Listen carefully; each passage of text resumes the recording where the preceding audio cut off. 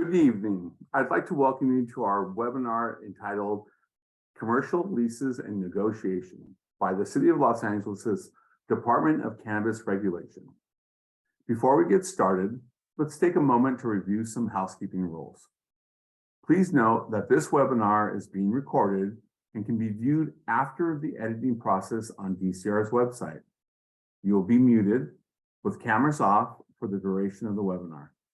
This means that your camera and audio functions will not be available to you during this session. However, you'll be able to see and hear all the panelists. There's an open chat box where you can interact with one another for networking or comment on the information being provided. Please use caution when sharing personal information in a public forum and keep your questions focused on tonight's great topic. Please ask questions. Ask questions about tonight's subject matter in the Q&A box. We are gathering and responding to your questions throughout the presentation, and we'll have a Q&A session where you will also get responses in the last 15 minutes of tonight's event. You are encouraged to utilize the Q&A box at the bottom pane of your Zoom screen. If you use the Q&A box for questions, everyone will be able to see the questions when they are answered. Finally, please note that the content presented tonight was not created by the Department of Cannabis Regulation or the City of Los Angeles and is for informational purposes only. This information is subject to change and does not replace or supersede the Los Angeles Municipal Code, nor constitute legal advice. If you have specific questions outside of tonight's topic, please call 213-978-0738 during business hours, which are Monday through Thursday from 10 a.m. to 4 p.m., where you can speak to a DCR representative. Now, I'm very pleased to introduce this evening's subject matter expert, Rodrigo Gonzalez. He is the founder and CEO of Diodate, a Los Angeles-based corporate real estate strategy and transactional consulting firm. He is also the head of City Miles Strategic Capital and its inaugural fund, City Miles DDI Fund 1, currently in equity raise phase, focused on food grade and food logistics industrial assets throughout America. For the last 15 years, he has represented Fortune and Global 500 mid-cap companies, national food groups, life science conglomerates, corporate developers, individual investors and operators, government and nonprofit organizations in nearly $4 billion of project strategy and project management, real estate strategy, consulting, and transactional brokerage services in the Western, Southeast, Mid-Atlantic, and Midwest states, as well as representation of global clients headquartered in Europe and Asia. He's a busy guy. As part of its commitment to the community, Diodate has volunteered and was selected by the Pepperdine University Real Estate Institute to serve as an industry advisor to graduate students in real estate in advising the City of Los Angeles in the creative identification, use, and development of over 9,000 parcels throughout the city, creating strategies that help shape investment, land use, and develop practices in Los Angeles for years to come. Rodrigo Gonzalez is a member of the Real Estate Executives Forum, the Urban Land Use Institute, CoreNet Global Organization for Corporate Real Estate, and the International Council of Shopping Centers. He's the current chairman of the board of directors for the Catholic Association of Latino Leaders, member of the Archdiocese of Los Angeles Committee on Housing, and is the past leadership council member of the Fulfillment Fund, a Los Angeles-based nonprofit focused on mentorship of disadvantaged students. Rodrigo received his master's degree in business administration, his MBA from the Pepperdine University School of Business and Management, and his Bachelor of Arts from the University of California, Irvine.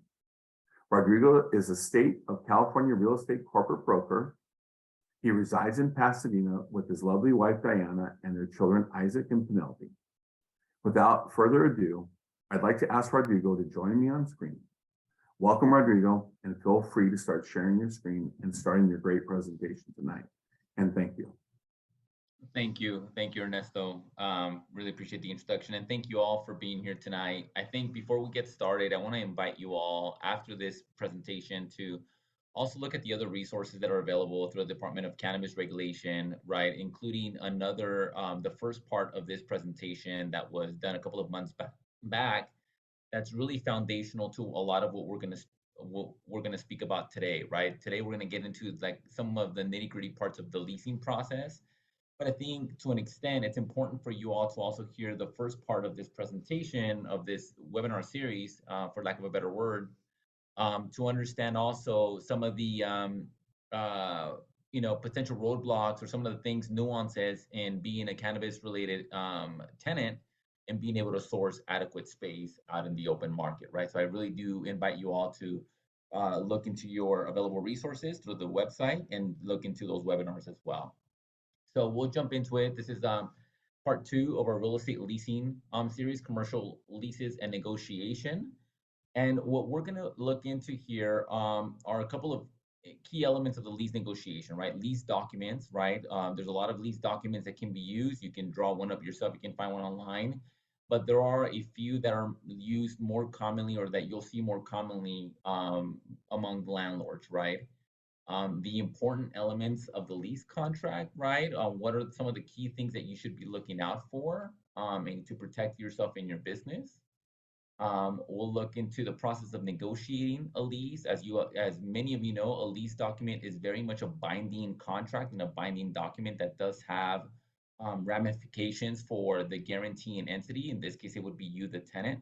And also, there's elements in the contract that you have to hold the landlord to in order for them to fulfill their role in the process and in the contract as well, right? We'll talk about lease management, very important as well. A lot of you folks are going to be very busy in managing your business. It's very important that you also manage, though, elements of the lease that have dates attached to them, escalations, due dates, notification periods, in order to keep your facilities or your space utilization up to speed, right? Um, they do change annually, as we know, leases, and we have to make sure that we're on top of that management of that lease, right? So with that, we'll jump into lease structure, guys. So we're going to talk about lease structure from full service. Full service, what it means is it's all inclusive, more or less. It includes taxes, insurance, and common area maintenance fees. Sometimes full service leases also include utilities, light and water, right? Then there's also gross leases. This includes base year taxes, insurance, and CAMs. CAMs are common area maintenance fees in a multi-tenant retail um, uh, center, right, or location. What it means with base year means really just, there's a set base of cost in year one. Any cost above that, it's passed on to the tenant based on the percentage of lease that you have in relation to the overall center square footage. Triple net, right? These leases, as noted here, it's property taxes, insurance, and maintenance are all inclusive and paid for by the tenant. You're paying effectively for the maintenance and the operation, and including the taxes, the property taxes on that space or the building. And then there's percentage leases. Some of the larger shopping centers, at times with institutional landlords, meaning larger corporate landlords, will also have percentage lease stipulations where you will pay your rent, your common area maintenance or triple net, and also a percentage of your sales on a monthly or quarterly basis, right? So let's jump into lease documents, right? So that was an overview. We'll jump into lease documents. So every lease document that's noted here is unique. You can draw one up, your attorney can draw one up, the landlord attorney can draw one up, but a lot of times what we industry norm forms that are industry norms are utilized, right? Um, a lot of them will have landlords will have their own form. But there's also some that are just utilized across the board, right? So this is an AIR CRE form, Association of Industrial Real Estate, or AIR CRE, and this is, for example, a standard multi-tenant shopping center lease net, right? And these are very common forms. A lot of attorneys are very familiar with them. Landlords are very familiar with them, and as are a lot of tenants, right? So it's important for you to become very familiar with these type of forms. Again, visit the DCR website. In the first part of the series, there are resources there that we've attached with sample sheets from this type of lease document, right?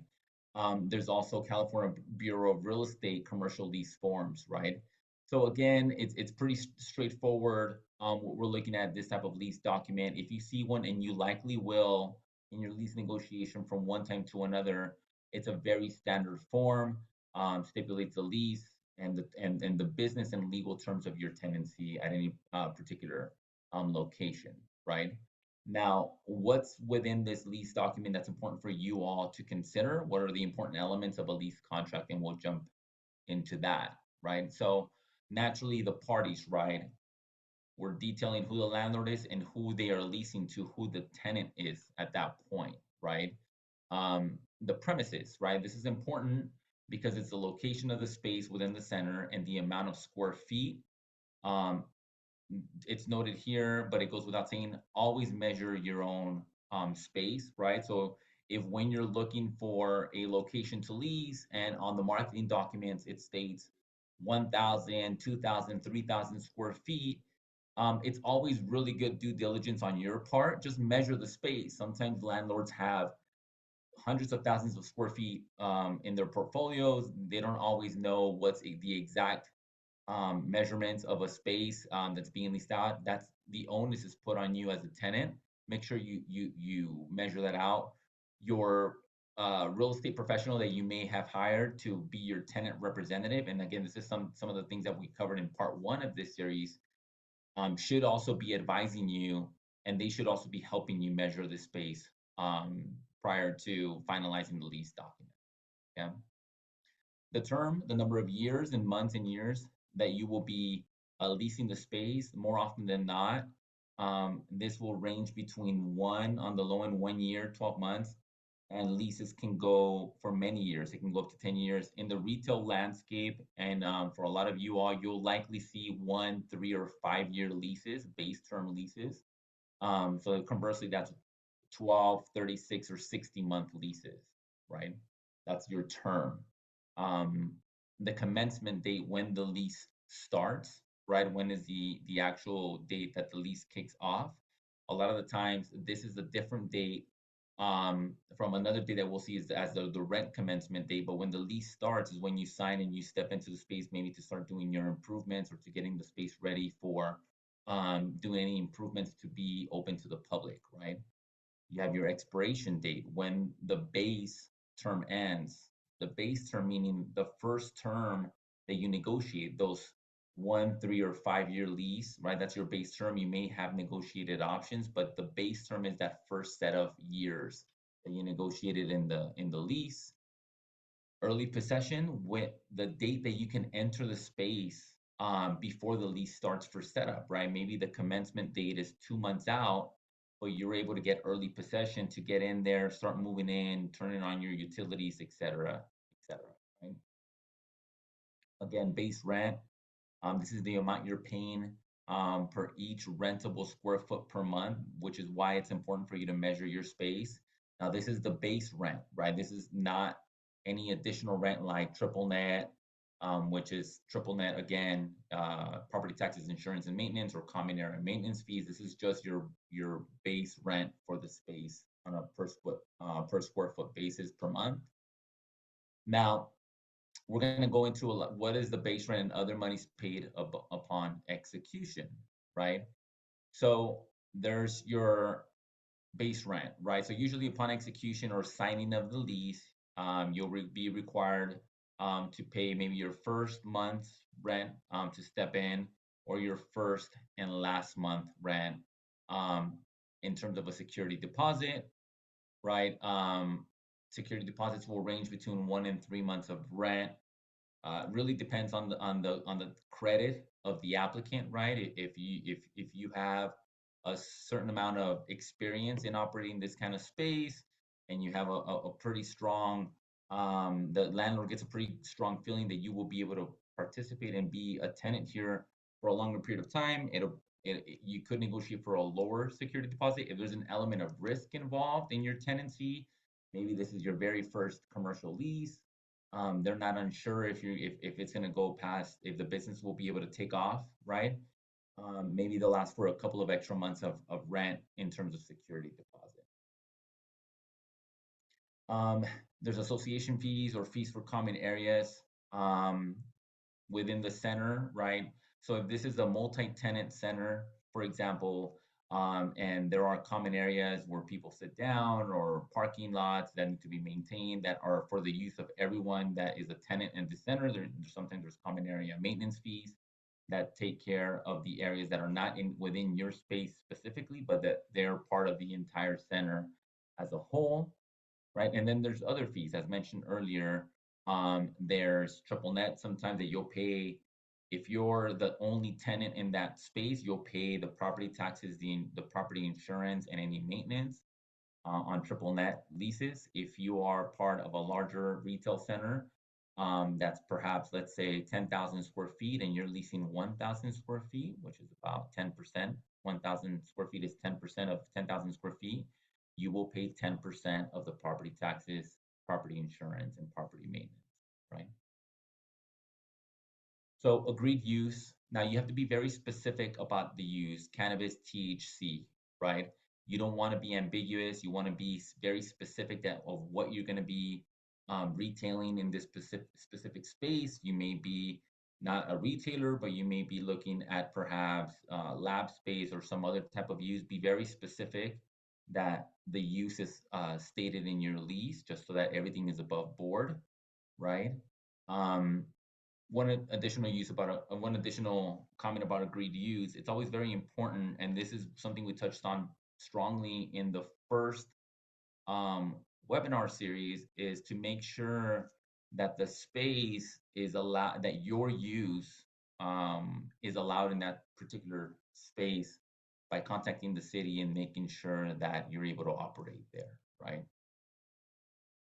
So with regards to the insuring party, now this is important because essentially, when you sign a contract of this type, you're insuring the income from this lease, right? You're stepping into saying, I'm going to, if it's a 1 year lease, this company or myself, if I'm signing this lease personally, I'm guaranteeing that I will pay the rent noted in this lease for the amount of time noted on the lease, the term, right, on the lease. So a lot of the times, when you grow into a larger corporation, you can do a corporate guarantee where the company is guaranteeing the lease. Other times, when it's a fairly new company, the landlord will say, well, there's not enough history of the company operating for us to feel comfortable letting that company itself guarantee the lease. We would prefer for a person to personally guarantee this lease. Something for you to consider. Number one is always get legal advice when you're signing a type of contract, because it is a fully binding contract. Again, there's resources available to you, whether it be from the Department of Cannabis Regulation or from the Los Angeles County Bar Association, right? Make sure you get advice on any particular lease that you're looking to sign. But if you're personally guaranteeing this lease, yes, it does mean to an extent your personal assets could be liable if you're unable to meet the contractual obligations of a lease. If you're unable to pay the rent for this lease, the landlord may be able to go after your personal assets if you're the personal guarantor of this lease, right? There will be a part of your contract that states who the real estate broker is, if you have one. Sometimes you'll be represented by a tenant representative, and then the landlord will have their own landlord representative on the deal. There's two brokerages or two brokers involved. Other times, maybe The landlord representative is also representing you as a tenant. That's a dual agency. They're representing both sides. And there's times that no one's representing you. It's just a direct lease being negotiated between you as a tenant and the landlord, whoever that may be. Again, the guarantor, as part of the lease, this is the party with the obligation to fulfill the elements of the lease. Very important. Think just make sure that this is strategic, that you're able to communicate what the benefits are of your company guaranteeing or you yourself personally guaranteeing, and just be aware that there are obligations on the guarantor and on the entity or the person guaranteeing this lease that come associated with any lease contract. And then there's attachments to the lease, right? Any additional language, any if there are elements of the contract that are not noted in that lease form, and there's additional paragraphs that were added, those would be in the attachments. Sometimes a plot plan or a site plan detailing like the breakup of the space, where the walls are, the restroom is, etc. Rules and regulations to shopping centers are many times attachments to a lease, and a work letter. And the work letter details what the landlord is committing to in terms of what they're going to do to a space before you come in, whether it be fix or install new HVAC, right, air conditioning, add a restroom, add a sink, put up a wall, change the carpet, paint the walls. And then there are tenant, what the tenant work is, which is what you're going to be doing to the space, whether it be adding a wall, adding a security element, adding a welcome desk, adding cubicles, etc., or fixing anything that's kind of permanent to the space. You will be adding it at this point. Again, other items can include site plan, parking layout, sometimes as well, where your clients will be able to park on a center, and also detailed list of the triple nets, right? A breakdown of what the nets are, of what your proportionate share, your percentage share of property taxes, property insurance, or maintenance are, or what the common area maintenance fees are. Again, a big note, and this goes back to the note that we made earlier with regards to utilizing your resources and visiting sites such as the DCR, the LACBA site, the Department of Cannabis Regulation, or the LA County Bar Association site. Not all terms and clauses will be discussed in this webinar, right? There's a lot of clauses to a lease. So some more consequential than others, but all very important. So we strongly advise you all to seek help from a legal professional when you are contemplating stepping into a lease of any term, whether it's month to month or a 10-year lease. So vehicle parking, right? This is very important. It differs from city to city with retail use. In Los Angeles, for example, for non-transit oriented developments, that means for buildings that are not immediately within quarter-mile proximity to a rail station, you usually have a requirement for 3 to 5 spaces for every 1,000 square feet of space. So if you have a 2,000 square foot location, you're looking at anywhere between 6 and 10 spaces that need to be made available, whether it be through shared parking or allocated directly for your space, right? So this is something that you're going to have to discuss with the landlord, because the city may not give you your certificate of occupancy to be able to start operating in that space if you don't have the right adequate amount of parking lined up. Common areas, again, very important that you understand what are the common areas, because most often than not, if there are common areas, then there's common area fees, right? CAM fees, common area maintenance fees. So you have to understand what is considered a common area, what's the use for it, how it benefits your space, and what kind of fees are associated with them to you as a tenant. Again, common area operating expenses, because you are going to be charged for them. Understand them, ask for them. They're used to being asked, what are the CAM charges, right? So they'll tell you maybe your base rate is $1 per foot per month, but perhaps your common area operating expenses are 10 cents per foot per month. So really, out of pocket for you, you're paying $1.10 per month per square foot, right? Very important you understand that. And again, common area maintenance or camp fees, they'll include property taxes, insurance, and maintenance. So just ask for a breakdown just so you can get a good understanding of what it is that you're paying for. So again, as mentioned, your monthly expenses are going to be based on the size of your space in relation to the entire building or premises. So if you're the only building in that particular location or you're the only space, then you're going to pay the entirety of the common area maintenance fees or the triple nets. As mentioned earlier, or in the example given earlier, if you're 1,000 square feet out of a 10,000 square foot location, you're going to be 10% of those purport. That's going to be your share of the cost for that building, right? If there are common area fees and expenses in that lease. Um, Maintenance and repairs. This seems pretty straightforward, but you have to look at your lease very carefully because the clauses in the lease about maintenance and repairs will define who's accountable for what work, and who's financially responsible. This can go a million different ways. There's leases that state that anything that's plumbing related, the landlord will do. There's other leases that state that anything that's plumbing related, the tenant will do.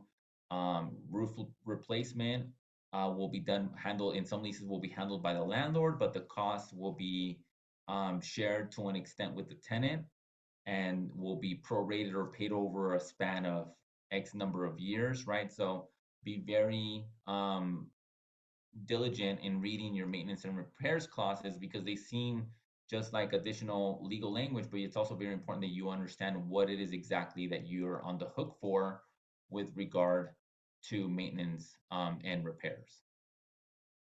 Insurance and indemnity, you'll be asked to add the building owner as additionally insured, right? So they'll provide you with minimum parameters that they require, whether it's $1 million or $2 million per occurrence, but really just work with your insurance provider to be able to adequately insure your space or your tenancy there and add the owner. And also just make sure that you ask if it's market, right? If you're leasing 2,000 square feet and they're asking you for $20 million minimum premium, it's very high, right? There's something wrong there, and you have to ask, hey, listen, this is out of market for our type of use, right?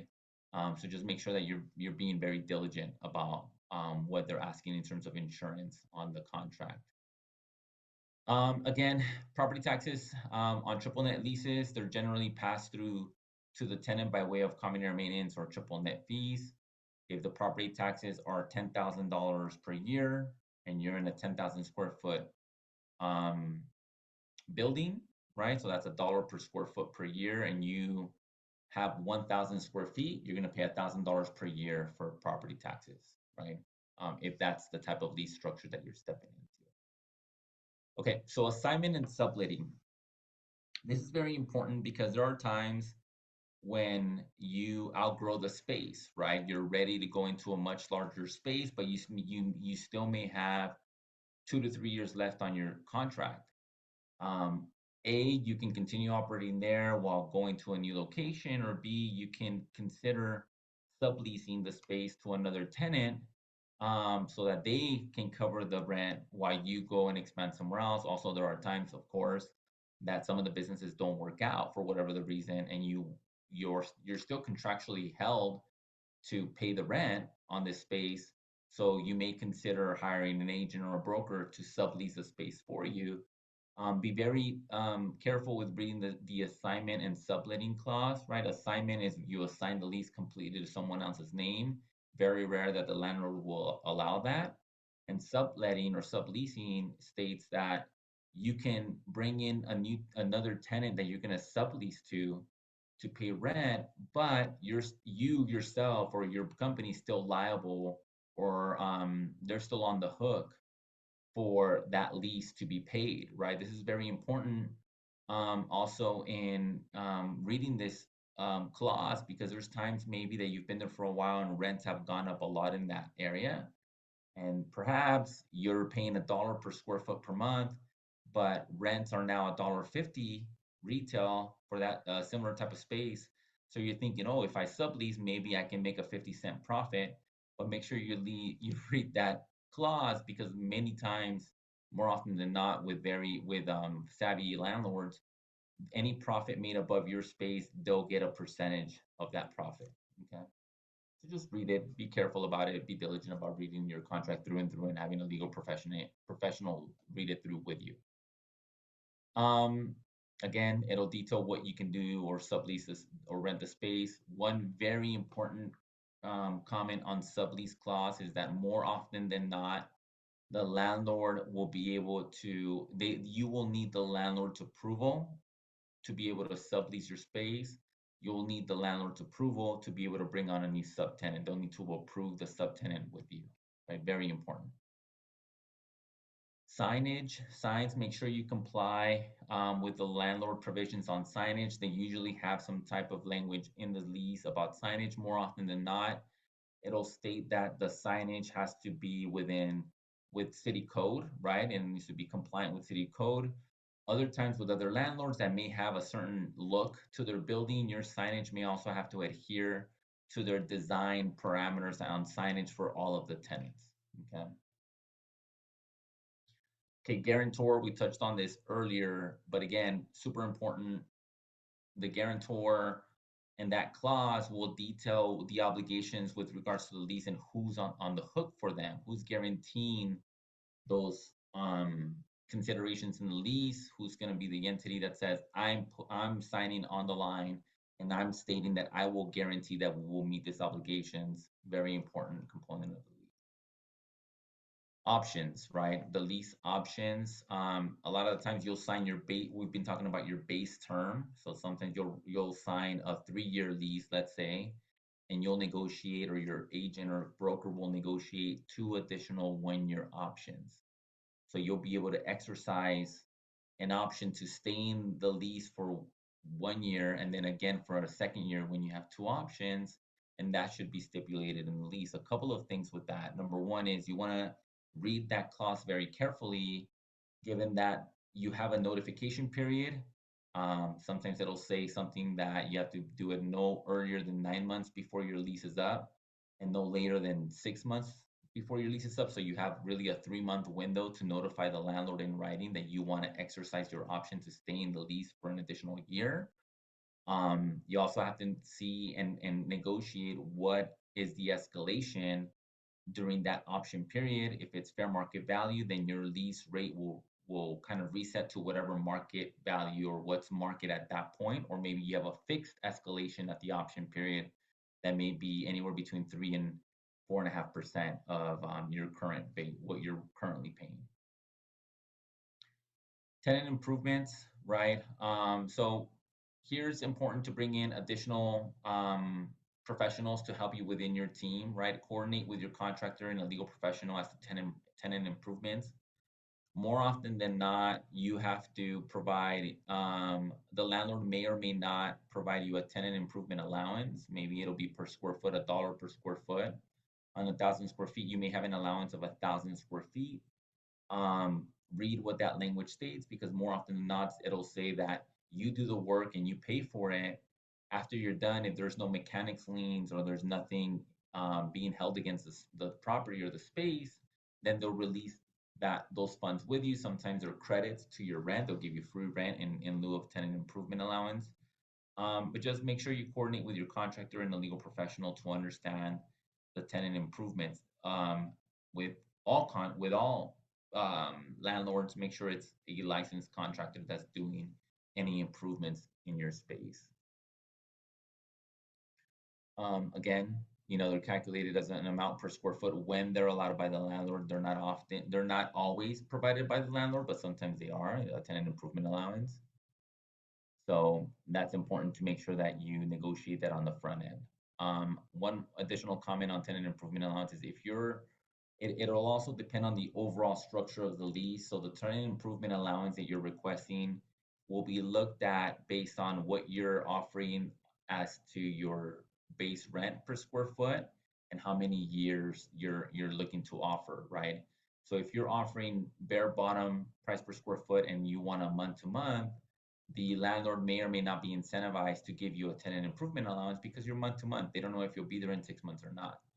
If you're signing a lease that's 10 years of base term with a pretty solid rent, then they're incentivized to, you have a little bit more leverage to say, well, I'm going to step into um, as a tenant into your building for 10 years. Let's make some improvements so that I'm comfortable and I'm operating and I'm there for 10 years plus, right? So something to consider.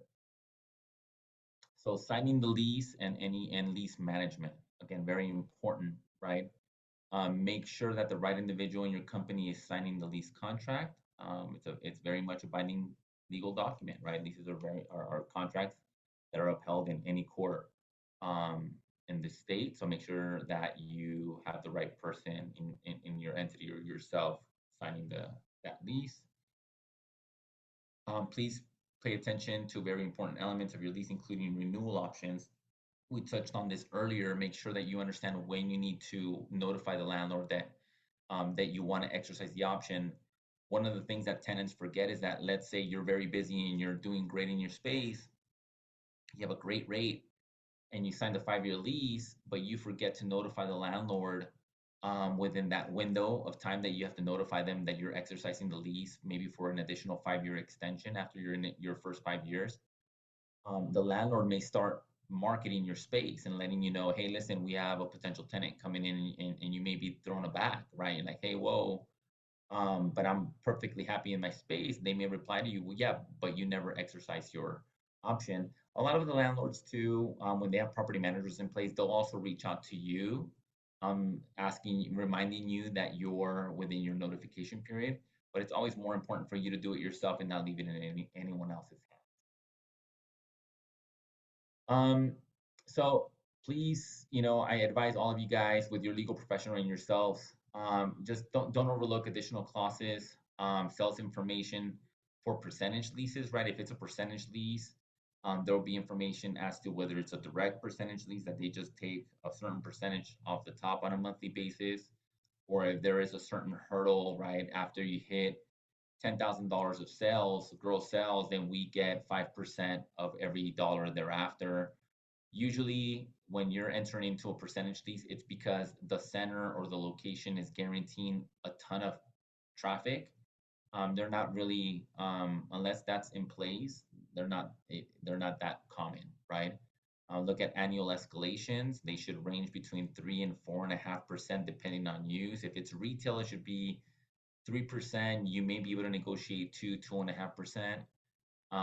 If it's industrial, you may look at 4.5%, just because of the how tight the market is on the industrial side for maybe lab space or distribution businesses in the cannabis space. Or they may have CPI, consumer price index increases that go up and down with inflation. That's important because, as you know, in the last year, inflation has gone up above 7.5%. Some of those leases increased also by that amount, right? So it's important to be able to understand what kind of annual escalation you have. When there's a presence of triple net or common area maintenance fees in your lease, you may want to make clear that you understand that you have the ability to audit the landlord's books.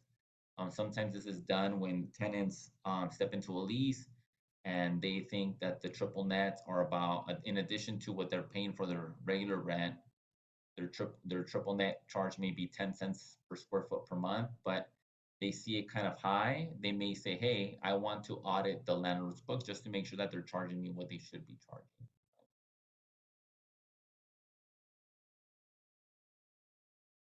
Oh, so that's the end of the presentation part. Now we want to step into the Q&A.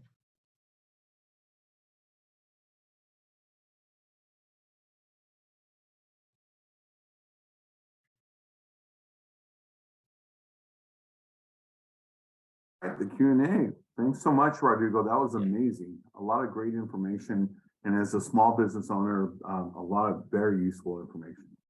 So really quickly, let's start off with, what is the difference between a binding letter of intent and a basic letter of intent?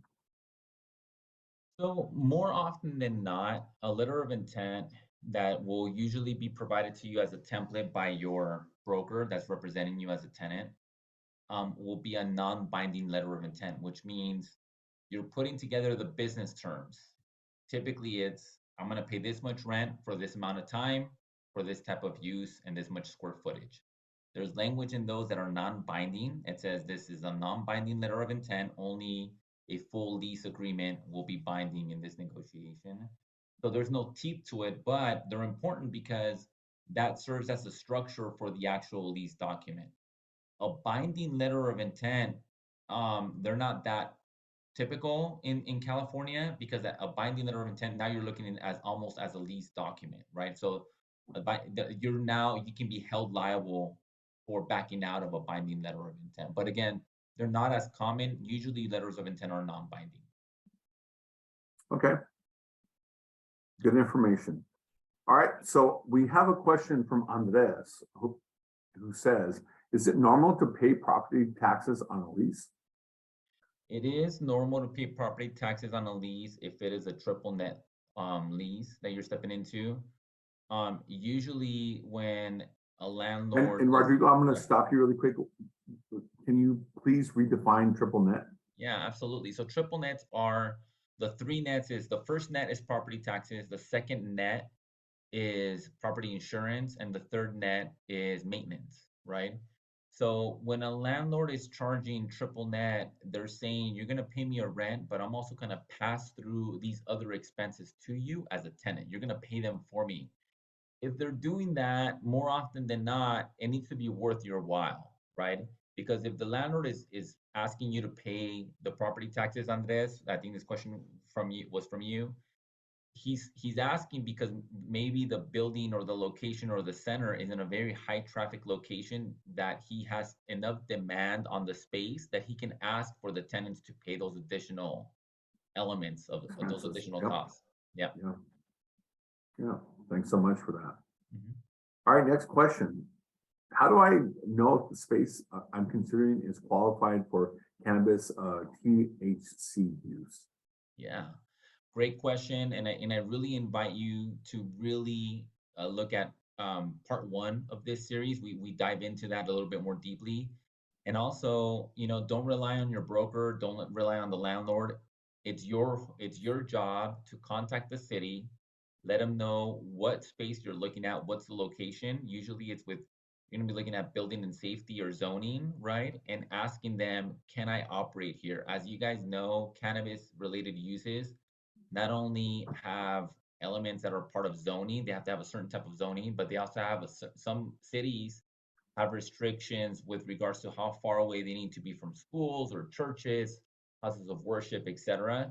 So you just have to make sure you do your homework before you sign, way before you sign that lease, right? A really experienced commercial real estate broker should really only be showing you spaces where That qualify. you Yeah. would that qualify. Yeah. Yeah. That makes sense. Mhm. All right, next question. A landlord wants me to personally guarantee the lease, even though I have a corporation. Is that normal? It is depending on how long you've had the corporation for. If this is your 10th location and you've been around for 8 years and you have financials that you can show at the corporate level for the last 8 years with tax returns or whatnot, you can push back on that and say, no, we want this to be a corporate guarantee lease. If you don't have that, you may be asked to personally guarantee the lease. This is something we also touched upon in the first part of the series, in that this particular industry has to have, unfortunately, you guys are asked a lot more questions just from a fear-based perspective from the landlord because they don't really know, right? So they want to understand how long you're going to be able to be there or not. So they may just ask you, but just ask them why, right? If you feel like you've been around long enough and you have a strong financial say, why do you feel like you need me to personal guarantee? If you Sure. haven't been around that long, that if you haven't been around that long, then it's pretty, sensible for the landlord to ask you to personally So guarantee. would you say like 5, 10 years? What is the kind of the break point on that? It depends. I think if you can show, at least 2 to 3 years of profit, right, profitable financials, and that maybe you have experience in another space with another landlord, and you have a good reference from them, then you may be able to get away with it. Some landlords, corporate landlords, you have to have 5, 10 years plus of experience and very strong financials for that. Sure, Keep in mind that their lender is also looking at who's guaranteeing the lease, so it's not just them, right? sure. That Yeah. makes sense. Makes sense. So we have a question from Gloria. Are landlords usually open to allowing their tenants to sublet? Yes and no. They are, I mean, they want you to continue paying the lease, right? It beats the alternative of you, not being able to pay at all and just walking away and letting the legal, lawyers figure it out. But I think if you are able to market it as a sublease and you're able to procure a strong subtenant, most landlords are open to that. Yes. Okay, sounds good. Yeah. So another question, what happens if I sublease my space and the rent I get is more than the rent I pay on the original lease? It depends on your lease, right? Sometimes some leases will state, you just need to notify us if you're going to sublease and you just continue paying your rent. If you're receiving more, then you keep the difference. More experienced landlords will have language in there that states that you have to notify them if you're going to sublease the space, and if you're bringing a subtenant that's paying more than you are, they'll want to keep a percentage of the profit of from what you're paying Sure. and what you're going to be receiving.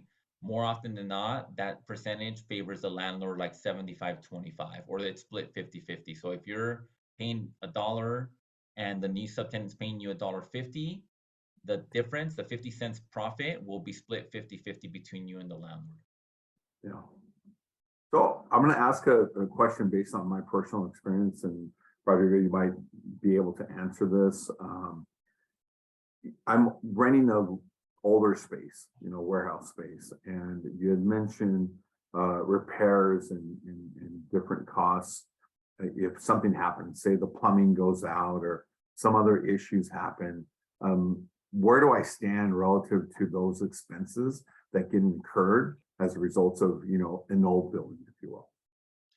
Yeah, I mean, look at your lease, right? If maintenance on plumbing or maintenance on structural issues is on your side of things, then they may want to hold your feet to the fire and you taking care of those expenses. However, if they're not noted at all in the lease and it's making difficult for you and your staff to operate there, you may have grounds to kind of push back and state that, hey, listen, we think that this should be on your side and you should take care of this. And you can go about it a couple of ways. I mean, hopefully you don't go the legal route because that may be detrimental to both parties, but you may be able to Sure. say, hey, listen, we'll do it, but I want you to give me 1 month of free rent in the next year, right? For me to be able to do it out of pocket, Yeah. something along those lines. But it really depends on your lease document. Yeah, and I would imagine that's more common with older buildings that you have these types of issues that Mhm. come up. Yeah, And again, as a business owner myself, trying to negotiate with the property owner can be, sometimes challenging.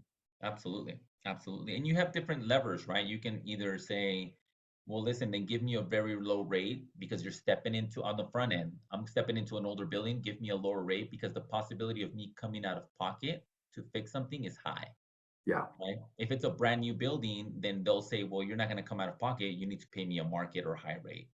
sure. That makes sense. All right, we talked about triple net. What happens if the landlord sells the building and I'm on a triple net lease? Will my Yeah. property taxes expenses go up?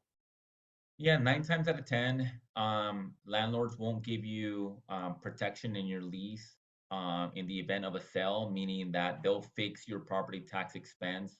Usually it's called Prop 13 protection in your lease. Usually it states that if they sell the building and maybe the property tax is double, then you'll start paying double your property tax expense. So are there any mechanisms to kind of protect against that in the negotiation process when you first move in, or how does Yeah, that work? I think it's very important to ask a lot of questions. What, as a tenant, is your responsibility to ask the landlord, I see the building, you guys have had it for 40 years, 20 years, 5 years, etc. What are your, I see it on the market for sale, or Sure, do you plan on selling it at any time soon? What happens if you guys do a sale to my property taxes, and do that before you sign the lease, right? Because once you sure, sign a triple net lease, then you're just held to those clauses and those terms past are passed on to the new buyer, right? Right, right. Yeah. That makes sense. So we have a question from Andrea. Do you have any tips for negotiating a commercial lease contingent upon approval of any licenses? Yeah, look, most leases, you should be able to have your attorney add language in there that it's binding, or see, this is where the letter of intent comes into play, right? That you'll put in the letter of intent that the lease is subject to you receiving all the necessary approvals to operate there, and your lease should be also subject to you receiving all of the necessary approvals to operate there. If you're unable to achieve them, then there's no lease in place. But you should have especially in this industry, your attorney should really make sure that you have an out if you're unable to get those approvals. That being said, and this is a comment we made earlier, you should only be looking at spaces where you can operate, right? Right. To avoid all that, because you're losing time at that point. Sure. Yeah. Sure. So Manuel has a question. How long can a property be, or a property or lease be held before someone moves in? What was that again? Can you say that again? How long can a property or lease be held before someone moves in, a business moves in? So I think the question from Manuel is, once you sign a lease, how long can it be held for you before you can move in and kind of like to do your build out and whatnot? Right. Right. It really varies, right? And it depends on what you negotiate on. For larger build outs, and unless this is a lab, we know sometimes we've negotiated a space that they have an 11-month fixturing period, which was 11 months to get the space ready for operation to be open to the public. More often than not, it's going to be a few months, 2 to 3 months. Right. Okay. Thanks Yeah. for that. So another question, is a tenant improvement allowance a credit on my rent or money that the landlord provides to renovate my space? Yeah, I think that's a good question, and there's a thought that a tenant improvement allowance is kind of like a check that the landlord provides you on a certain amount per square foot. More often than not, it's an amount that they negotiate, but they'll provide it for you after you do the expenses, the improvements yourself, and you pay them out of pocket. Then they want to make sure that none of your contractors have a lien against you for those improvements that you've paid your contractors. Then they'll reimburse you for those improvements. Oh, that makes sense. Yeah. All right. So if you had to tell our listening audience three key things, the tenets, if you will, of everything that you discussed tonight, the key takeaways, what would those three things be? Well, I think the most important one would be do your own homework. Don't rely on a broker. Don't rely on an attorney. Don't rely on anyone. Do your own. It's your business. It's your livelihood. Call the city yourself. Ask them all the questions that you need to ask them. Over communicate and make sure that you understand fully that you can actually operate in this space. I think the second thing is get a second set of eyes for any lease that you're negotiating. There's a lot of resources out there. Again, the Department of Cannabis Regulation, the Los Angeles County Bar Association, there's resources available. Have a legal professional take a look at the lease, make sure that it's market, especially in the cannabis industry. Some landlords may be very aggressive in negotiating with you. You have just as many rights as anyone else does. So get a legal professional to take a look at it, right? I think that's the second thing. And I think the last thing is make sure that after you sign a lease, and this is something that we see a lot of tenants, large and small, forget, make sure that you have a lease management protocol, whether it's just Google Calendar and you put reminders of when you need to exercise an option, when escalations kick in, because you may receive you may be requested to pay higher rent from 1 month to the other, and you'll call the landlord saying what's going on, and they may tell you no. You're up for an increase. Make sure you manage that and you understand when that's going to happen, right? I appreciate that. So much good information. Obviously, being able to run your business, you have to have a space to be able to run your business, although so much is happening virtually, but obviously with this business, in this industry, space is so important. Just want to say a big thank you, Rodrigo, for all of your information that you've shared tonight. It's been so informative. And I think there's a lot of great discussions that will come from this conversation. The City of Los Angeles Department of Cannabis Regulation thanks you for your wealth of knowledge that you shared tonight. For all the people listening in, the webinar recording will be found on DCR's website, cannabis.lacity.org. And there's so much, resource information that can be found there as well. So we definitely encourage you to visit that website and take advantage of all the information, all the resources, all the upcoming webinars that are coming forward in the next, weeks, months to come. Because LA City Department of Cannabis Regulation is really there to be of service and to help you to be able to navigate through the myriad of issues that come up in being a business owner in this space. So I want to say thank you again to Rodrigo and to everyone for joining us. Have a wonderful evening.